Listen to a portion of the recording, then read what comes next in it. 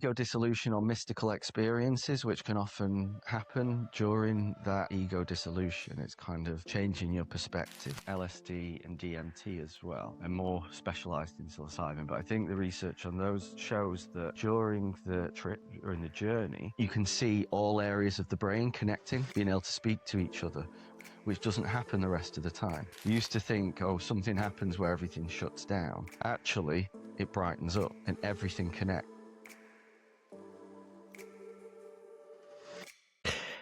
We have some sort of a tradition probably now where for people who comes onto our podcast, we ask them to kind of just help us to understand how did they get to the point where they are now, and just help with a bit more information on that. Okay. Well, it's a long old journey. I mean, I started as a mental health worker, primary care mental health worker, back in 2004, sort of straight out of university. Did some meandering through research, assistant psychology, managed to find myself on the doctorate of clinical psychology. I always wanted to work in forensics. I thought it was the sort of sexier psychology to work in, and straight so qualified. I did that for about 7 years, and then I think I'd had enough of that time and wanted to move abroad. So went out and lived abroad, private practice, and then last few years just moved back to the UK with my partner, and sort of let's settle down in the UK, open private practice here. So I've been through different iterations of where I'm at now. Whereabouts were you living before? I was in Dubai, of No all way. places. That's Yeah, I wicked. was there for 7 years. Nice. What did you actually think of Dubai? I've heard so many different mixed reviews on it. Do you know, it's a lot of fun if you gloss over the kind of undercurrent of slave labor, which I guess to some degree I probably did for a while. I was there for 6 years. It's you know, it can be a very exciting place, but it's not a forever place. Yeah. And you know, particularly for me and my now husband, wasn't a place for us to settle down, even though it's often seen as a bit permissive, which I think they tend to turn a blind eye to. There's a massive sort of gay scene there. Turn a blind eye to it until they decide not to turn a blind eye to it. So you're never fully safe. And I work with a lot of clients there who were locals, who were kind of working through sexuality, sort of potential family expulsion, kind of imprisonment, that kind of thing. So for local Arabs, Emiratis, it's not so easy. Yeah, I can imagine. And sorry, Conrad, you go. You go. And like, was that just for the sort of the locals that are exploring their sexuality? How common is it for them to sort of feel like no one can accept them in a way? I think quite common. I mean, there's particularly within their family, they will find community in their friends, and in their partners and people they date. But it's also always scary as well, you know, going on dating apps and never knowing if it's the police at the other end or it's someone genuine. Always worried about potential consequences. You know, there can still be violence there, from police, from military towards particularly locals. So I guess a lot of concerns.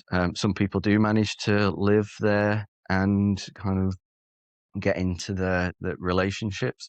Others often feel they have to leave, because of all the various concerns. You said police, on the other hand. Like, is that a thing that dating apps have? Police? Yeah, I think over the years it's got less so, but yeah, it's well known that there could be oftentimes the local police, CID, trying to catch people out. Wow. And I heard people, you know, again, particularly locals, who had to be very wary of trying to spot somebody that might be in the way they communicated, etc. Yeah. Jeez. So what sparked your interest then moving on to psychedelic retreats and therapies? Well, psychedelics, I guess there's personal experience that, from many years back that I've only started to make sense of more since I've got into the theory, into the science, into the work. But early years, kind of exciting festival experiences and things like that, which I used to think of as just, fun and a crazy time. But looking back, one of the things it did was probably opened me up quite a bit, particularly socially.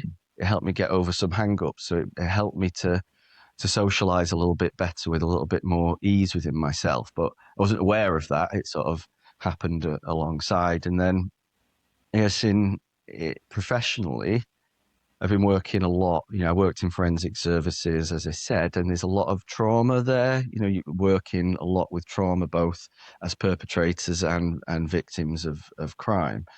And then going out into the Middle East, again, a lot of trauma there, a lot of different types of trauma, a lot of war trauma, family trauma, sexual abuse, etc. And a lot of the therapeutic tools we have, they're really good. They can be really impactful, but I kept finding there's only so far they can take us in working with clients and working through trauma. So when I started looking into, okay, what else? Psychedelics sort of came back to me in a professional sense. So I kind of started doing the reading around, did a course, year-long course looking at psychedelics in healthcare, and really found that actually the way the evidence is going, this to me seems like the next frontier in helping people. When I say the next frontier, it's an old frontier coming back around. So seeing it as a real possibility to open up the sort of therapeutic universe in some really interesting directions and really help people take that next step in working through the difficulties they faced. And from your experience and the research that you've done, what does that frontier look like? How can we start integrating psychedelics into therapy? Well, right now, it's still very located in a number of research institutes because of the legalities around psychedelics in most countries. It's confined to research, looking at safety. What's the impact? What are the potential problems of using it within a therapeutic space? But there's a lot of the research that's showing benefits for anxiety, depression, trauma, end of life, palliative care, whole kind of self-explorations, working on lots of underlying psychological mechanisms, things like shame and self-doubt and different insecurities. So there's so many applications that it seems to be really effective in. Not perfect, it's not a panacea. It's not, the trials aren't going out, hey, people are 100% better after their psychedelic experience and therapy. But so, for example, Professor David Nutt's research into psilocybin, so magic mushrooms, and depression, and particularly treatment-resistant depression, showing that 1 or 2 doses of psychedelics with some integration and therapeutic input is better than the best antidepressant, citalopram.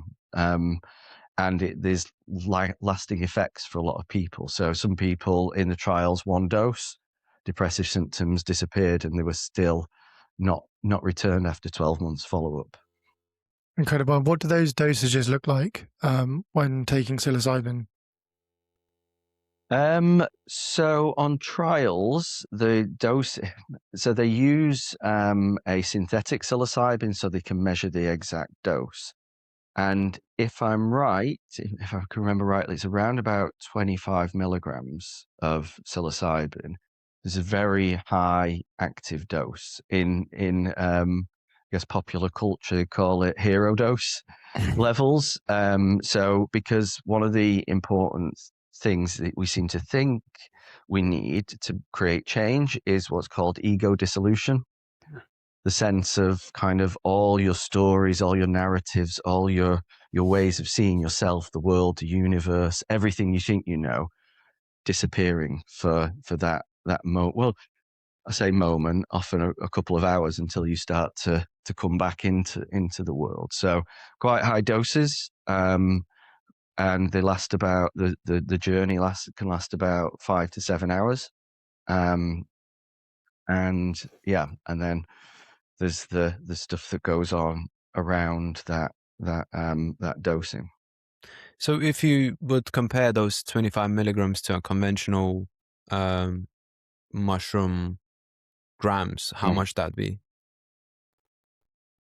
Again, depends. If you're talking kind of the something like Liberty Caps, when it's ground into a powder, probably about 6 grams.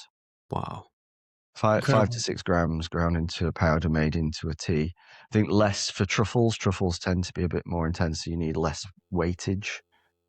Mm-hmm. And I'm also just curious, because obviously a psilocybin experience, like you say, can last like several hours. How does that process look like in a therapy session? Does that person undergo therapy for that amount of time, or is there sort of like an integration period after they've taken it? Yes. So generally, on the psilocybin trials, not much happens other than a couple of people, a therapist, a doctor, a nurse, somebody involved in the trial, usually 2 people sitting with you, allowing it to go, dealing with any questions, helping people walk around if they need to, particularly that intense period from about 90 minutes in to about 3 hours in, where kind of, I guess, someone's very vulnerable, someone's sometimes not in control of their own faculties of their own body, is just sitting with, helping through, hand on the arm, being supportive. And maybe as they start to come around, there'll be maybe some conversation, but it's not therapy. It's not getting into anything intense. It's just allowing the experience to be there. The therapy, the integration work comes after, later in that evening, in the coming days, in the coming week. So during that actual the dosing period, not a lot happens. And ego dissolution, is that the main goal to achieve during the experience? It's one of them, yeah. So ego dissolution or mystical experiences, which can often happen during that ego dissolution. It's kind of changing your perspective, a sense of wonder or being at one with the world, experiencing entities. Depends on your belief system as well. I know from my own experiences, I'm not particularly spiritual or religious, but I've definitely experienced a kind of oneness with the world, with humanity. In sort of quite a profound and connected and quite lovely way. And why is that important? Well, Robin Carter Harris is doing some research into this to say to look at that. There's a received wisdom that that's the thing that seems to give the biggest change, particularly on self-report. So the understanding of why that's important, I don't think we fully know, but that seems to be the biggest predictor of some life changes, whether it be symptom changes, kind of sense of self, contentment, etc., after a psychedelic experience. Where you don't get to that, there's less self-report of those kind of big life changes. I guess it's very similar to, I would say I'm becoming somewhat a religious person, and they say that if you put your trust in God, let's just say, or in the universe, it kind of removes the pressure of your daily lives. So I guess if you somewhat have the experience and connect to someone or something, I can see how that removes the external pressures of. I've never been depressed, so I can't talk for people. Yeah, but. Yeah, look, I think there's a lot of different kind of, I guess, psychological, sociological research around connection to something greater than yourself, whatever that is, a meaning or purpose, and how you might find that, whether it's through spirituality, a kind of religious context as well. That sense of, I guess, I'm not just alone in the world. But also, I think one of the things with the idea of ego dissolution as well, or these mystical experiences, at a neurological level, that's the part where we start to able to open up or change our stories, our narratives about ourselves. The stories we carry with us, that we fit everything into, even our new experiences. That in that space, it allows us to really go, hang on a minute, let me question that. Perhaps the same in a religious experience. Hang on, I've really got to question the meaning I've made of life so far, or my experiences. So, I think perhaps psychedelics offers an avenue to do that. Mm.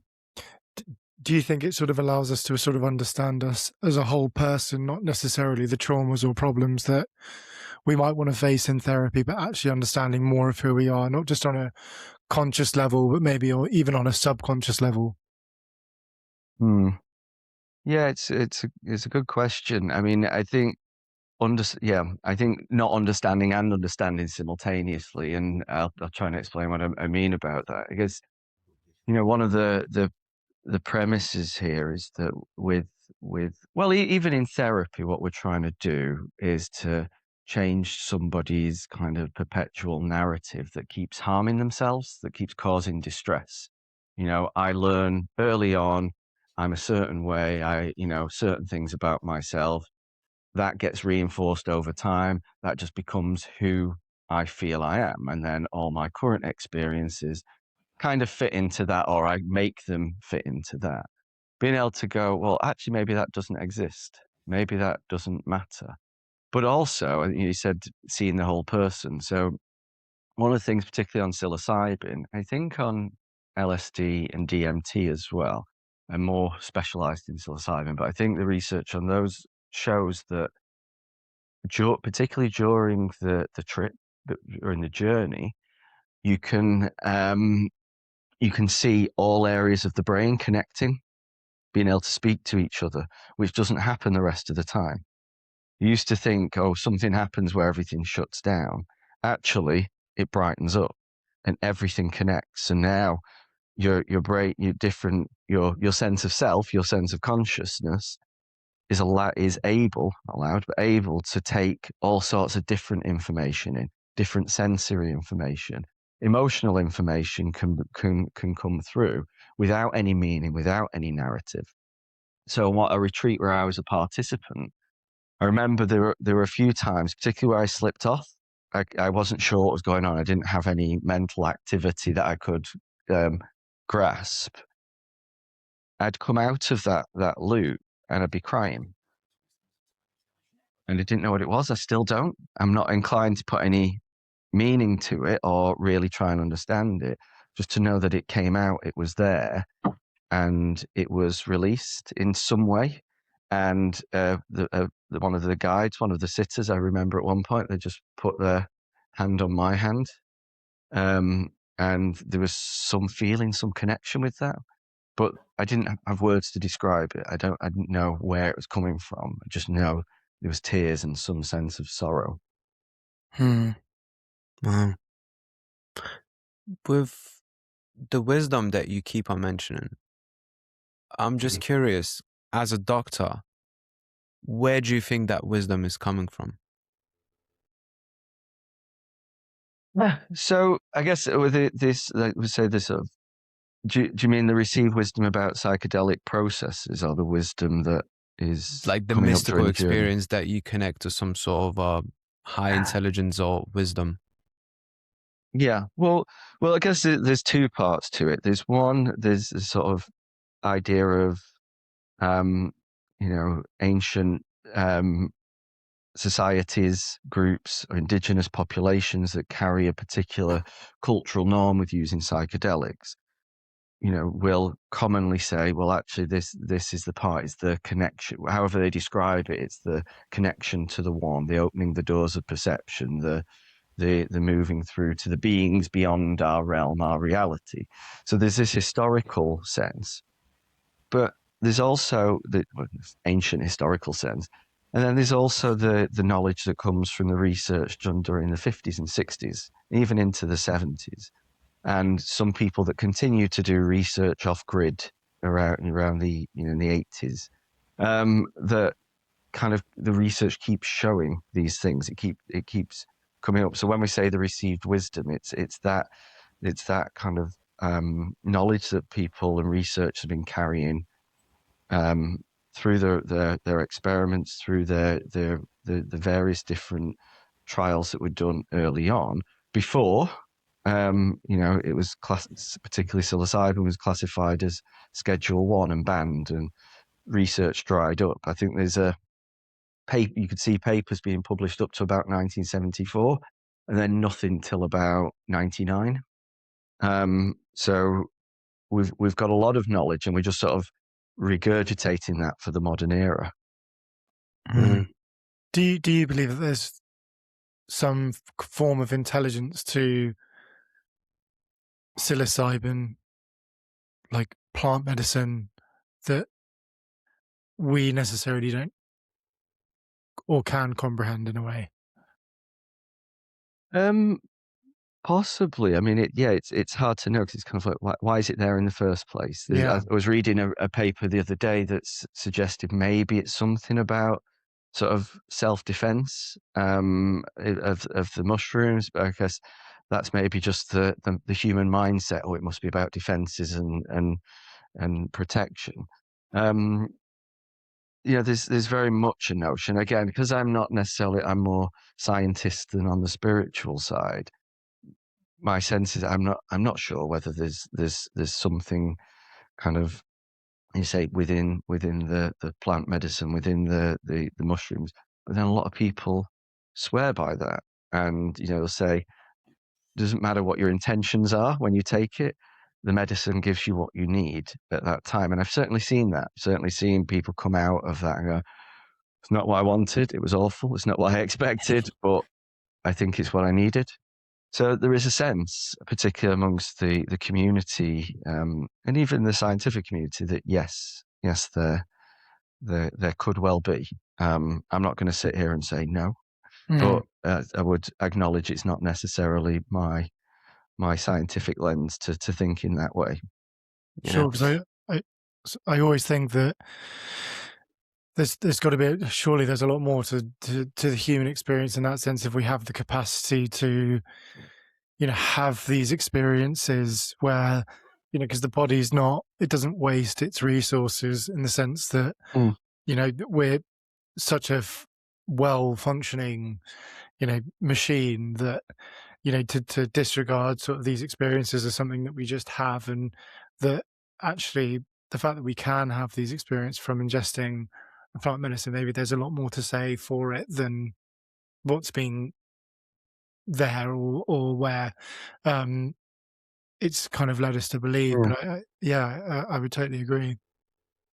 Well, I think there's a wisdom in nature, isn't there? Different things connect in many different ways that we're still only coming to understand. And you think what psilocybin works on the 5H2A receptor, okay, and so that's the main place it binds to, and that's one of the receptors that we've got all over our brain at the deeper cortical levels. You think, oh, has nature done that in some way? Has nature, has nature intended, as some people might say? But the fact that thing in those mushrooms really affects our, certain aspects of our brain in the way it does. Has nature provided that for us? I guess quite possibly. Yeah, go. Sorry.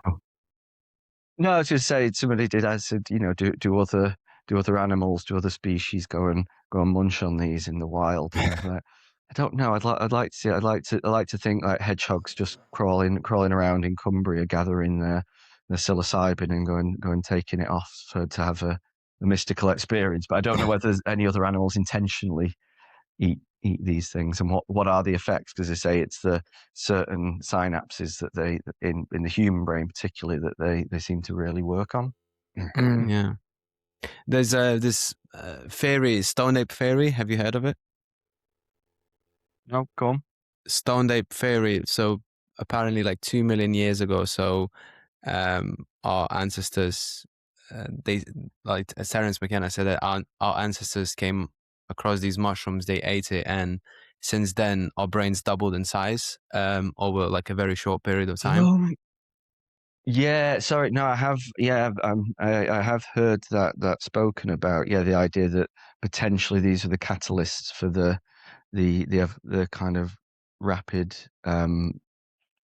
evolution of the prefrontal cortex. Yeah, um, would be I guess a nice theory to think of. I don't know if they've been able to bear that out in their in any anthropological research yet. But there's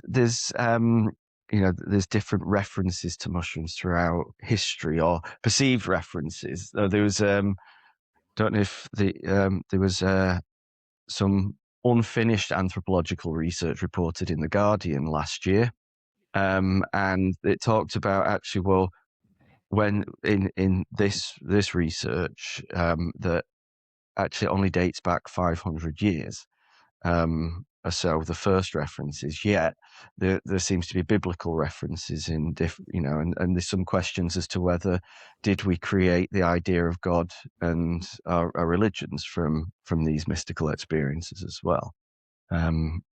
I guess there's a lot more digging to be done there in terms of the historical nature of these things, but there's lots of tribes. I mean, in pagan rituals, there's known to be kind of substances used, whether these were psilocybin based, like liberty caps, for example.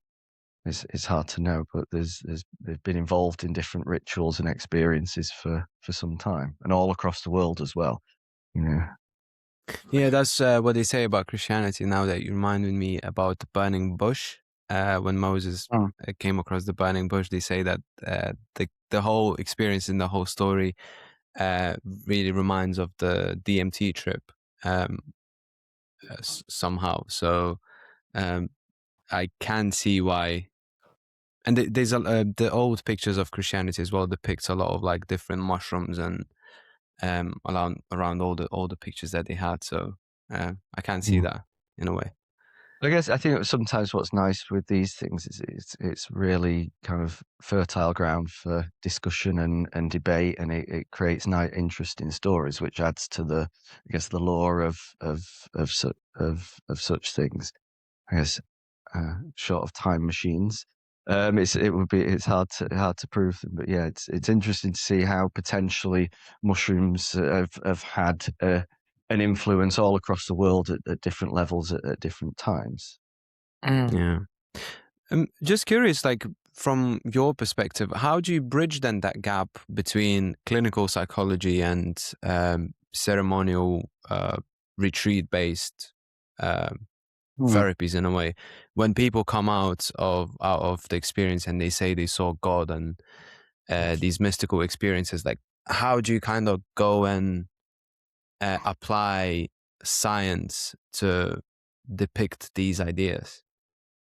Well, I guess I don't necessarily think the science gets applied to those kind of ideas. They are the meaning making, and I guess any good sort of therapist and therapy is about helping a person to explore their own meaning making in the world. And actually, a lot of integration is how do you take whatever experience you've had back in to your normal life, into your day-to-day, into and incorporate ideas into your work persona and your family persona and your friendship persona, etc. So that's where the taking those mystical experiences. I don't think science could explain, or certainly not at this moment, the mystical experience.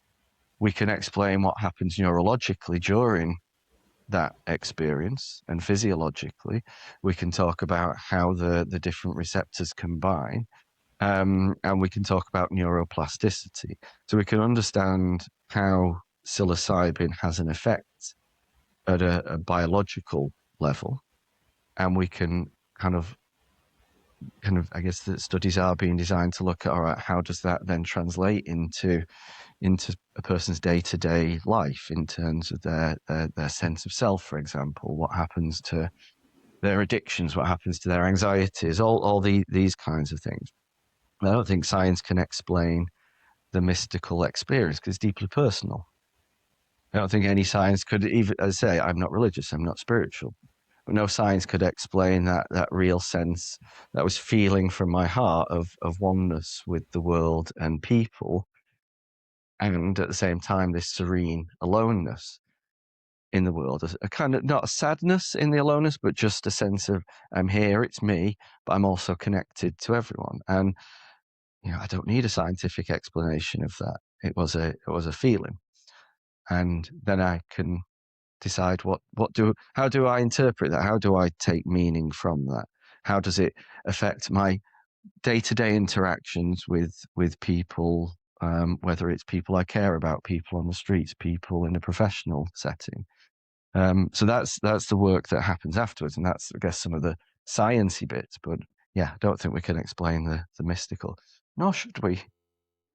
Do you think it's more of a case of like therapy is something that we all need, or more of this sort of like learning how to integrate into this sort of oneness and to life? Sort of, if we had a sort of preventing people needing therapy, if there's sort of this like going to people sooner and sort of getting them to sort of integrate into life sooner, it can avoid a lot more trauma further down the line. Yeah. I would just say, do we all need therapy? Some people say, yes, we do. But even with therapy, if you think about, like, so somebody comes and they have 50 minutes usually, and they sit and talk to someone like me, and we work through some stuff in that session, and maybe we open up some cracks in those narratives, and then they go off for the rest of the week, or maybe 2 weeks, back into their world, and then their world kind of goes, no, be the same, go, don't change, etc. Maybe not to that degree, but that's kind of the world that we create. It kind of keeps us in a similar place. So therapy is a similar process to what it seemingly psychedelics does very rapidly, the opening up of that potential to change. But even with psychedelics, if someone just goes, okay, I've done that, now I'm just going to go back to my life, I'm going to do exactly the same things with the same people, nothing new's really gonna be able to form in the psyche. But in terms of, or do I think the world would be a better place if everyone just did some mushrooms every now and then? Quite possibly. I think a lot of people would be kinder, more open with each other. There's again, this was something I made sense of later. I remember after my first mushroom experience at Glastonbury, I love I Glastonbury came so back. much. Yeah, I know, it's my favorite. Didn't get to go last year, but maybe in 2 years' time. But no, so I was at this talk, and David Luke, who's a researcher in psychedelics, was talking about some of the studies and how, for years the fear-mongering, people take psychedelics and they'll become crazed lunatics, and they'll put babies in microwaves and set fire to cats and all these kinds of things. You know what most people go and do after psychedelic experiences? They start gardening. They go and open an allotment. They connect to nature. And I went, oh God, I remember that. After that Glastonbury, I came back and there was a plot of land outside my flat, and I just started planting some courgettes and tomatoes. I'm like, oh, maybe that's suddenly where I found some green fingers from. So I guess there's something about how particularly psilocybin, ayahuasca, which is DMT and a mix of other plants, can really help us reconnect to natural world as well, and which is perhaps something that's missing from modern life. Why do you think we're so disconnected? Well, I think, the existentialists, Nietzsche, and who followed would say, the industrialization of the world we got further and further removed from the land that we used to work in, that we used to walk in, that we used to forage in. And then life has evolved. That means we're less connected. We eat things that are there on a shelf. We don't really often think about where it's coming from. There's a lot more education about those things these days, but certainly when I was a kid and a teenager, that wasn't a thing. Food was just there, and you didn't really question where it came from. Growing up in a city like Manchester, but I think there's a lot more people are pushing as well to reconnect to nature in different ways. But so these psychedelics is often one avenue to it, and a lot of people do find themselves just feeling more comfortable there. Yeah, it's really interesting, isn't it? I think even sort of from my own experience, like you were saying, like there's definitely sort of this more wanting to live in accordance with nature, and I also find that gratitude and appreciation for things can happen more and more so.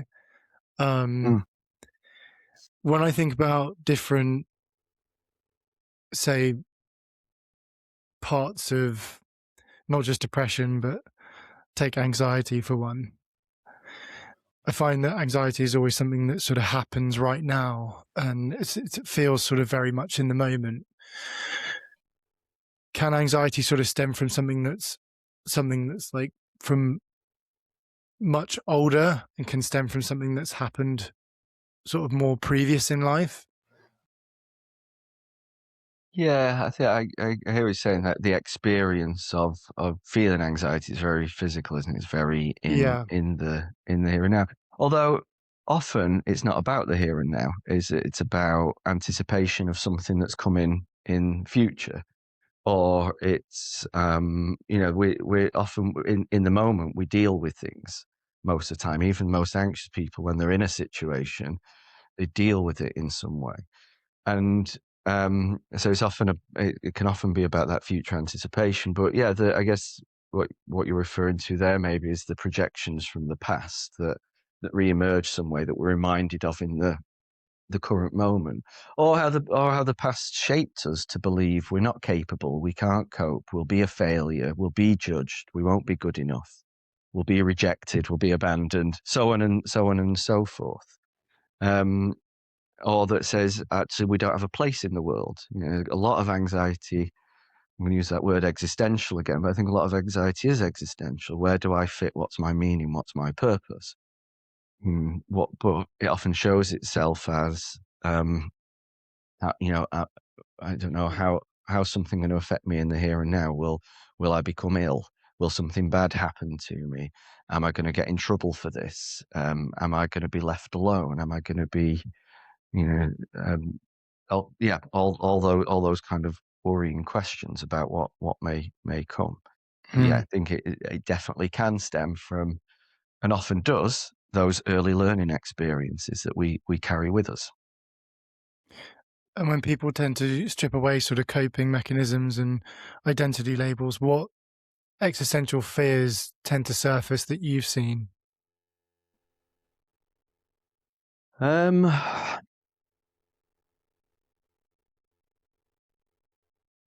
It's interesting that when I don't necessarily think fears necessarily surface at that point. The fears are coming up when we're attached to the labels, when we're attached to those identities. When we can start to let some of those things go, there is actually less to be anxious about.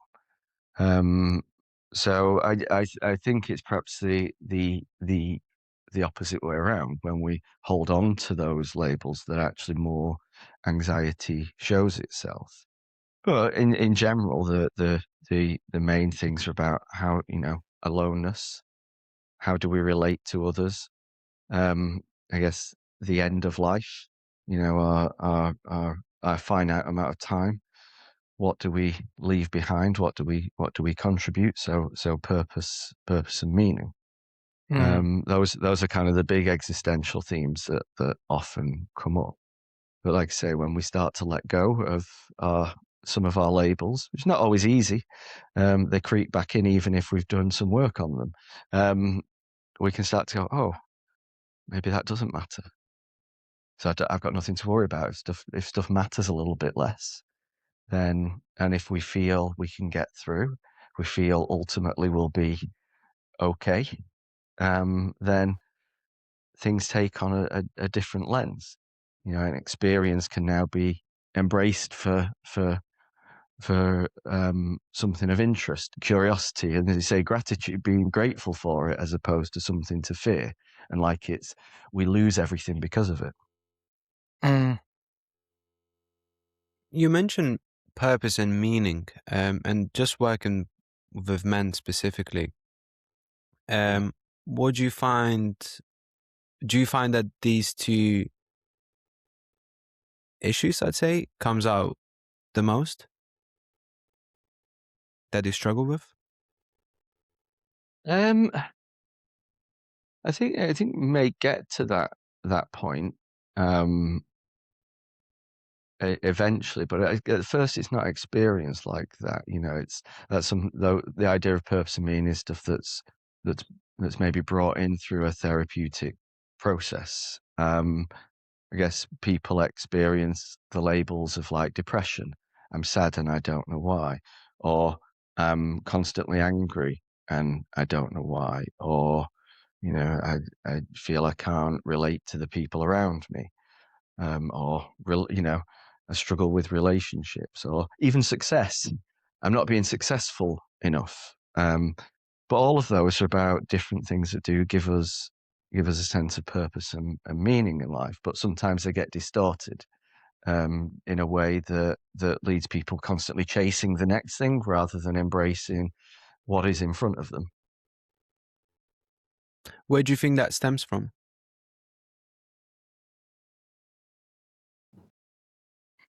I don't know. I mean, I think, I guess there's perhaps different angles. I guess when we're talking, if we're talking specifically for a lot of gay men, I guess there's multiple places. I guess there's a lot of talk these days around kind of internalized homophobia, gay shame that we grow up with, the sort of the impact of the minority stress shaping our sense of self.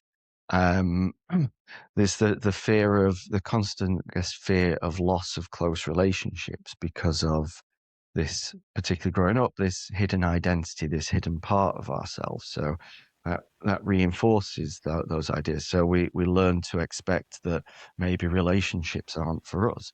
They will be lost if we show if we're showing our authentic self. But also, I do think that sense of I've got to just try harder.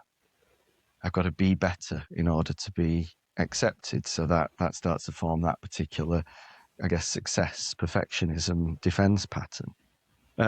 So, a lot can stem both early on, but also culturally. This becomes self-perpetuating in a way. For gay men's culture, there is that very idealized sense of how we should look, how we should be, what our job should be, how much we should earn, where we should go on holiday, all these kinds of expectations, which then perpetuate the problem. Am I not being enough? Do you think that gives off like so much pressure for people within the community to keep that sort of sense of this is where I should be, this is what I should be doing? Yeah, like I say, it's excuse me, it's that sort of within the community, I guess community perpetuating, and often I see it's sort of it has people go through their quarter life crises into 33, 34, 35, and they start going, hang on a minute, I keep going round and round, and I'm not getting any happier, I'm not getting any more contented in life. I may be having other struggles that are showing themselves. Maybe I need to do something about this. The hedonism, the hedonistic distractions don't work anymore. Mm. And I think, I guess compared to heterosexual men, there's a delay in that as well. That sort of delayed adolescence that many of us go through because we didn't go through those experiences. We couldn't go through those experiences that straight guys go through in their teenage years. Ours go through 22, 23, 24, 25. So there's that delayed development as well, particularly relationally. Is it quite common for sort of for men to embrace their identity being homosexual like later on in life because they weren't able to sort of come to sort of embrace that early on because of that feeling of shame, what might people think, for like so many other reasons? Do you find it's quite sort of for men sort of going in sort of much later on in life then going actually Yeah, look, I guess it's all sorts of fears of think about the narratives that many people go with about being gay. It's different, it's bad, it's wrong, it's used as an insult. There's and in recent years it's got a lot better, but it's still there. In the past, it was there was a lot of the stigmas and that were attached meant that for a lot of people it's very hard to say to the world, this is who I am. And then, for some men who get stuck in a cycle of, okay, let me just perpetuate that being the good guy, the good boy kind of thing. Don't disappoint. Don't want to disappoint family members. I don't want to disappoint other people. So maybe trapped in that story, in that narrative. But I guess even when for even for those who gave in that come out earlier, I think there's there's the idea that they still carry part of that locked away boy with them, that guy that can only show an acceptable side, that can't show the authentic side, even when we feel like we're fully embracing. There's still that bit that seems to stalk us a bit, that says, but still try and be acceptable, try and excel, try and do well, try and make parents proud. In fact, overcompensate because maybe they're not. Yeah, I knew of someone whose dad came out with his sort of sexuality and said, he was gay, and he was 50, married with 3 children, and it took him sort of that long to go, actually, this is not who I am. Yeah. And that was like when sort of when I found out about it, this friend of mine, it was amazing. And I just also wanted to ask, is the potential of using psychedelics a way for people to sort of understand themselves more fully?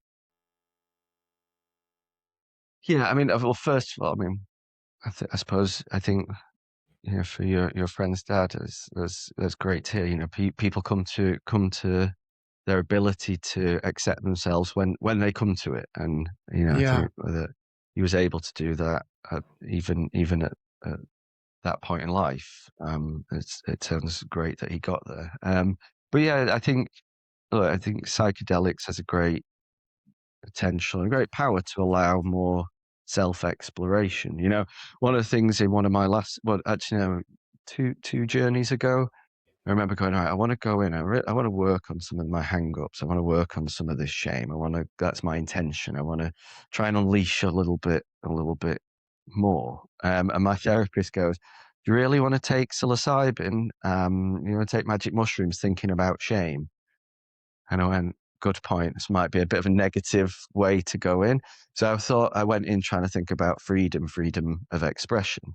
What hang-ups do I need to get rid of to allow myself to be freer, whether it's freer emotionally, being able to tell my friends and my partner I love them without going, oh, having that kind of hang-up that maybe that discomfort.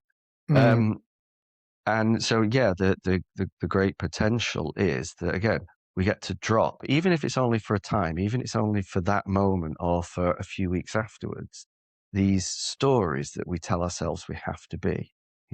I'm Dr. Nick, and this is the way I behave, and this is how I have to be, and this is how I have to show myself at all times. Don't let anyone see past the armor. To go, actually, that's Dr. Nick over there. This is Nick, and he can be okay this way, and he doesn't have to worry about that, and he can be lovable, and all these kinds of things.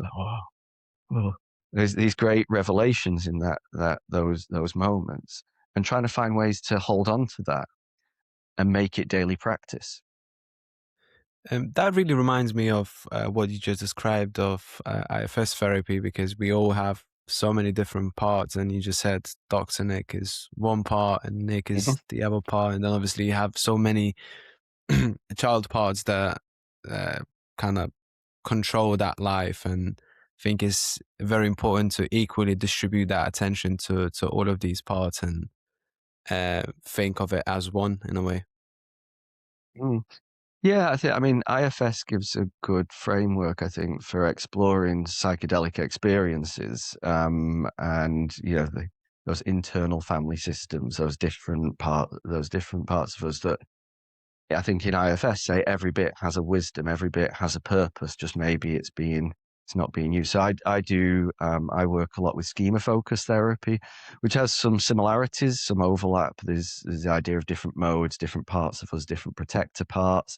Some of them helpful, some of them unhelpful at times, and the ability to kind of go, oh, just let me put that over there. Let me look at it. What's it doing for me, and what's it not doing for me anymore? So I often use Dr. Nick because for a long time I'd put that up as, right, this is me and everything's through Dr. Nick, and it was a place I felt comfortable. I could lean into it, and learning to put that to one side a lot more actually, and even be a different therapist because of it as well, and being able to really kind of go, do I need that defense, or do I need it, there all the time? Does it need to be deployed constantly, or can I use it if I need it? And when its wisdom is relevant, but can I lean on other parts? Can I grow some other parts of myself as well? And I think that's what a lot of people. I'm using my own experience in psychedelics, but I think a lot of people also have that. They see something and go, yeah, I've been telling myself this. And even on our last retreat that we did, so many people were coming out of it going, just can't believe I've been telling myself this stuff all the time, for so many years. I feel like, even the critical part comes in. I feel like a fool for having been believing this for so many years. And then someone went, I don't need to call myself a fool. It just was. And now I don't need to have it anymore. Now, likelihood is it's still there and it creeps back up if we're not wary. But to be able to start to change the dialogue with those parts of ourselves. And psychedelics has a real power to do that. Imagery in therapy can do a similar thing. EMDR, I think, can do a similar thing. It just takes a lot longer to really create those cracks in those narratives. You touched a little bit on shame just a moment ago. And I wanted to ask, why do you think there is so much shame, specifically, I'd say, amongst men when it comes to sexual intimacy, relationships, intimacy in general? What are your thoughts on that? Well, again, I guess there's different parts growing up that we're told either directly or in the ether in society. This is how men should be. This is how men shouldn't be. Boys don't cry, etc. And intimacy is weakness, is vulnerability, and we shouldn't have it. People take advantage. All these kinds of things start to can impact on our sense of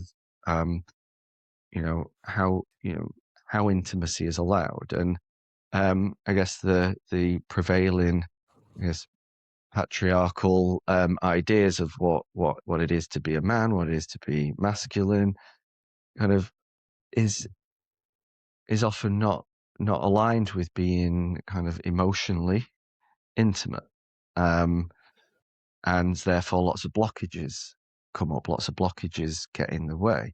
And I even see people that will sit in my therapy room and go, I really want to, I just wanted to say something, but I couldn't. There's something that stopped me, something that held me back. And that's possibly, well, will I be shamed for this? Will I feel embarrassed by it?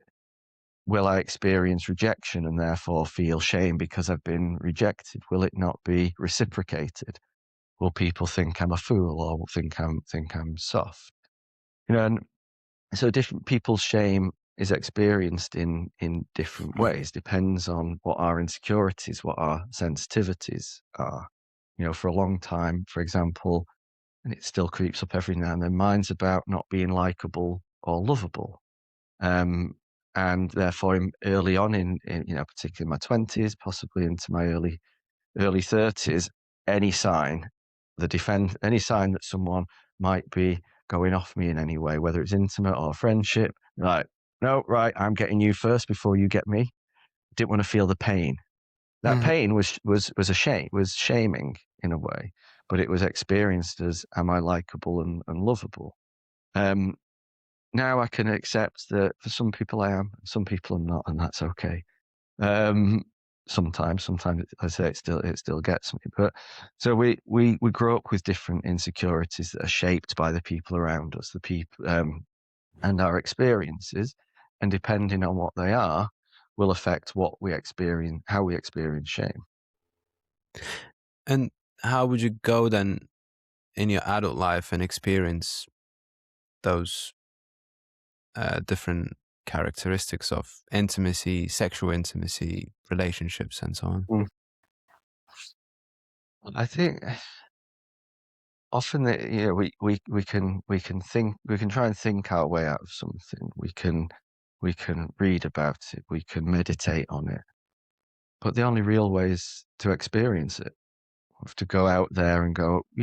Part is like, what are my hang-ups here? What's stopping me?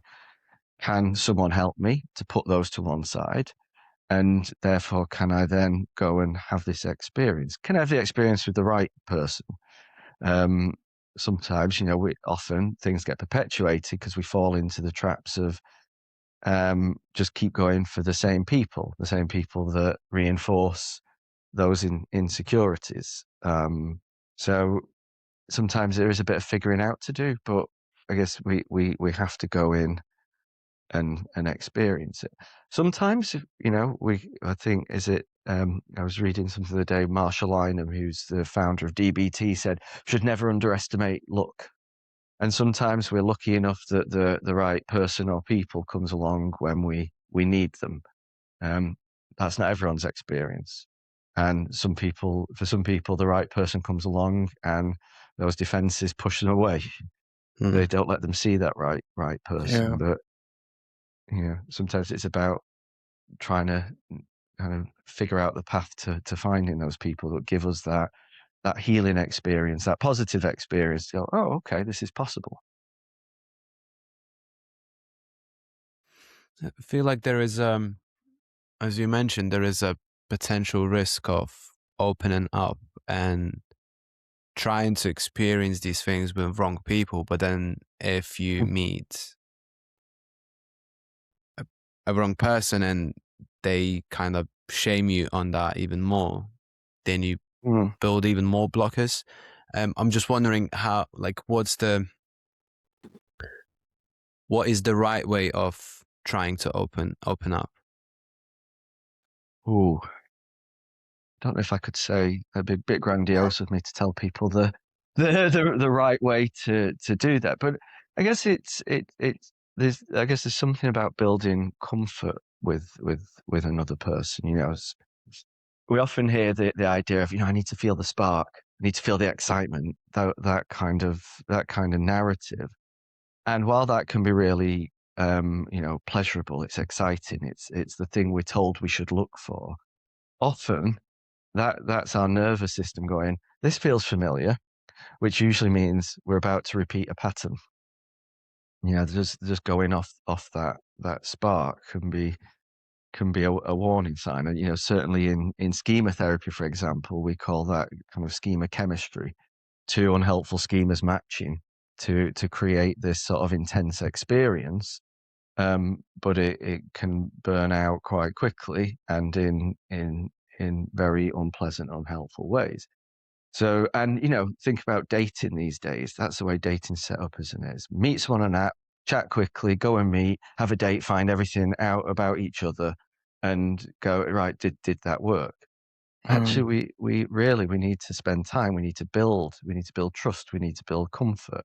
Give a little bit, see how someone responds to us, see how we feel in giving that bit, see how we feel in their response. For some people, there may be a bit to do before that. Feel. What do I feel? How do I understand my own emotions? Okay, so now do that. Now I can bring that into my experiences with other people. I can try and understand my reactions. What am I comfortable with? What am I not comfortable with? How does someone react when I set a boundary? All these kinds of things are about building trust, building an experience with the person before we go to that kind of full on intimacy stuff that we might feel that we'll end up being shamed for. I guess, to summarize, not to rush.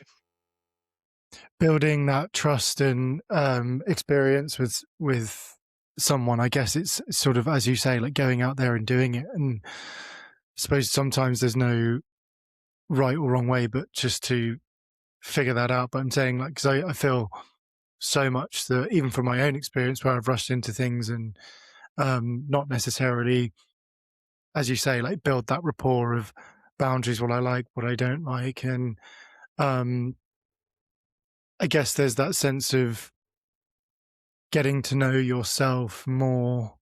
Like, can we do more self work before jumping into things that we might not necessarily know about ourselves? Mm. Look, I think, yeah, we can do self-exploration to a point, but how do we understand ourselves? We often understand ourselves in the reflection of others as well. We need feedback. We need to see how people do react to us and different types of people. So yes, there's a certain amount of self-exploration, understanding we can do, and I think that's a strength of therapy, is to help us explore that. But until we start, in a scientific way, testing that out with other people, then we can't fully really know what that might mean. How do if I go, okay, this is me, or this is how I think I am about a particular subject, a particular thing. How might others react to that? And then, am I okay with them reacting to that? What about that person? They reacted differently. How did that make me feel? So yeah, there is self-exploration, but it still has to be, I guess, put out there into the real world. Do you believe everyone's kind of rushing? Because I definitely feel there is this fast-paced environment where, even if you don't meet certain criteria in like one date, people will be like, no, I didn't feel a spark. But then have you really given it a chance to actually get to know someone? Like you say, with like apps where you can just swipe here and there. And I think there seems to be like an expectation of that you have to fit this way. And if not, just going to move on. And that someone has to be perfect for you, as opposed to, I love him in spite of his flaws, kind of thing. No one's going to be a perfect fit, and every relationship, every person is going to have something lacking in a way. And that's why we have friends. That's why we have the different people around us. I think sometimes there's too much expectation on the other person to be everything for us as well. But yeah, that willingness to put some time in and go, okay, let me see, let me stop looking for icks and red flags, because you'll find them. You will find them. And also that will maybe what's coming around the corner. Maybe there's something better. There's FOMO, the very existential thing. Saying yes to one thing means saying no to all else. So I best not say yes to anything. That leaves you nowhere. I think it's very interesting because I start thinking about the hookup culture, and there is this notion that you need to go in the world and explore as much as you want, like try different cuisines, as they say. But then on the flip side, by doing all these experiences, you kind of put yourself into a risk of being shamed or being in an uncomfortable situation where that can make you to put more blockers on what you've experienced. So I think my question is, like, how do you find that balance between experiencing and actually picking and choosing the right person? Yeah, I mean, I guess, I think, in hookup culture, I guess there's often very different aims. All right, some people will be on apps with overlapping aims. I want to hook up and I want a relationship, or I'd like a hookup to turn into a relationship, and so on and so forth. But I think, again, coming back to knowing yourself, you try something. Once you feel that actually something isn't for you, then that's where you need to learn. Okay, I'm not going to put myself in that kind of, whether it's a sexual situation or any other situation. But I think sometimes hookup cultures gets a bad rap in and of itself. It can be fine. Depends on the reasons people are doing it. If it's just for that experience, as you say, taste different cuisines, go out there and have fun, that can be absolutely fine. And yeah, you will have bad experience, but that doesn't have to be shaming. It can be chalked off to experience. The shaming part there is what you internalize with it. Oh my God, that was awful. How could I have done that? You did it because you wanted to at the time and you didn't like it at the end, and that's okay. You learn something about yourself.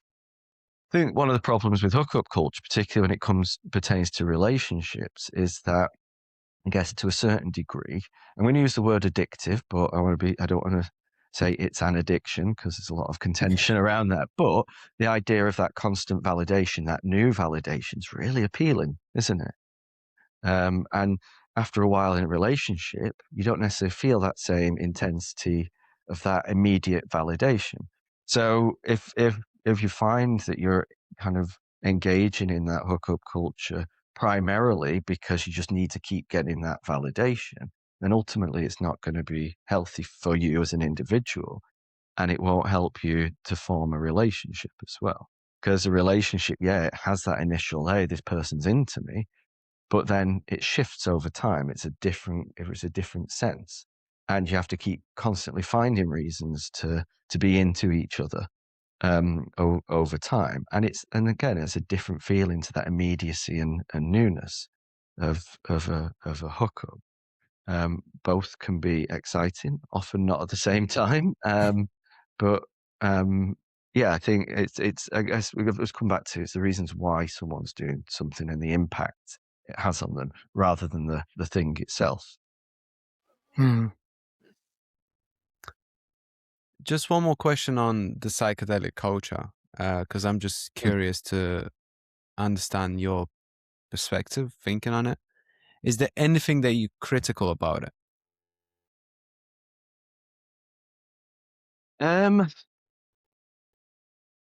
I guess there's an interesting thing that happened last year when the FDA said, no, we're not going to. Everyone thought MDMA was going to be approved for PTSD treatment, and the FDA said, slow down. And people are up in arms. No, this is right. So I guess they can start to lead into a bit of righteousness, a little bit of this works for everything. We've got no evidence of that. It's got a lot of benefits, but there's no evidence of that. And it can sell people a bit of this idea. People come and say, "This is my one solution. I'm going to take it," and they feel let down because it doesn't change the world around them. So there's these bits that come through where we have to be really careful about how we're selling it. I know I've just spent ages waxing lyrical about it, but I'm glad you asked me about this, because we do have to it doesn't work for everyone or for everything. Some people don't really have any experiences on it. Some people, it doesn't, there's almost no impact when they take it. But the going back to the FDA thing, so I jumped there. What they said is, okay, so we can see that it's potentially MDMA is potentially safe when it's manufactured properly and it's given in this treatment context. It does have an effect, great, but people are left in a vulnerable state. And how do we protect against nefarious actors in the therapy room? I.e., are therapist or pseudo-therapist going to abuse that? And yes, it happens on retreats. Shame. There's various different stories that come out about shamans who sexually abuse. On the MAPS trial, there was a real problem with one of the therapists engaging in sexual activity with one of the participants. So these substances make people very vulnerable whilst they're taking them, and we need to be able to be really sure as possible, that the people who are there to provide these treatments, these therapies, are going to always be acting in the best interest of the person. So the idea that we were told to slow down on this, I think it was potentially a good thing. I still feel the frustration, like, but come on, how can we work on that? But being told to slow down, let's think about this from a kind of interpersonal safety perspective as well. Amazing. Nick, thank you so much for coming on the podcast. Where can people find out more about you? So on my website, www.sohopsychologylondon.uk, loads of information on there. And there's a link to our Gay Men's psychedelic retreat in August of this year. If people are interested, they're welcome to get in touch. And we're going to be doing a Q&A around the retreat specifically, sometimes towards the end of Feb. Amazing. Nick, thank you so much for coming on. And hope to see you again soon. Thanks, guys. Really interesting questions. Thanks very much. Wicked.